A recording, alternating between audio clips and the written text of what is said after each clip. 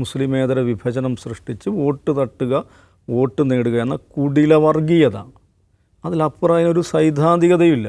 കുടില വർഗീയത, കുടില മുസ്ലിം വിരുദ്ധത, ഇതിനെ ഉപജീവിച്ചുകൊണ്ട് തിരഞ്ഞെടുപ്പിനെ ജയിക്കാൻ വേണ്ടി CPM നടത്തിപ്പോന്നിട്ടുള്ള പരിശ്രമങ്ങളിലെ ഒടുവിലത്തെ ഉദാഹരണം എന്നതിനപ്പുറം ഇതിനൊന്നുമില്ല. നമ്മൾ ഈ പേരാമ്പ്രയെക്കുറിച്ച് ഔട്ട് ഓഫ് ഫോക്കസിൽ കഴിഞ്ഞ ആഴ്ച സംസാരിച്ച് ഞാൻ പറഞ്ഞിരുന്നു. വടകരയിലെ കാഫ്രി സ്ക്രീൻഷോട്ട്, വടകരയിലെ മൊത്തം പ്രചാരണങ്ങൾ, ഈ മോശമായ പ്രചാരണങ്ങൾ അത് ഡിഗ് ഡൗൺ ചെയ്താൽ അവിടെ നമ്മൾ എത്തുന്നത് പേരാമ്പ്രയിലാണ്. പേരാമ്പ്രയിലെ അജേഷ് കൈതകൽ എന്ന് പറയുന്ന DYFIയുടെ സ്റ്റേറ്റ് കമ്മിറ്റിയിൽ ഉണ്ടായിരുന്ന ഒരാളാണ്. ഷാഫിയുടെ സ്ഥാനാർത്ഥിത്വം പ്രഖ്യാപിക്കപ്പെട്ട ദിവസം ഷാഫി വടകരയിൽ എത്തിയിട്ടില്ല, പ്രചാരണം തുടങ്ങിയിട്ടില്ല.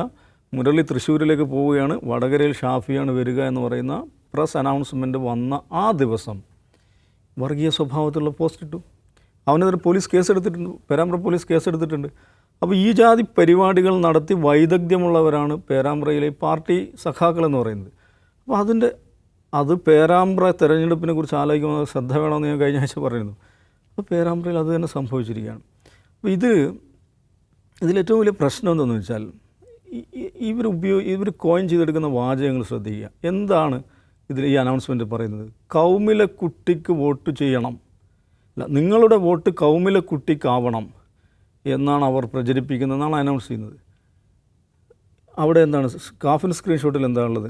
കാഫിറായ ശൈലജയ്ക്കെതിരെ ആർക്ക് വോട്ട് ചെയ്യണം? ഷാഫിക്ക് വോട്ട് ചെയ്യണം. ഇങ്ങനൊരു അനൗൺസ്മെൻറ്റ് മാറ്റർ അല്ലെങ്കിൽ ഇങ്ങനൊരു ഫേസ്ബുക്ക് പോസ്റ്റ് ഉണ്ടാക്കുമ്പോൾ ഇവരുടെ മനോഗത എന്താണ്?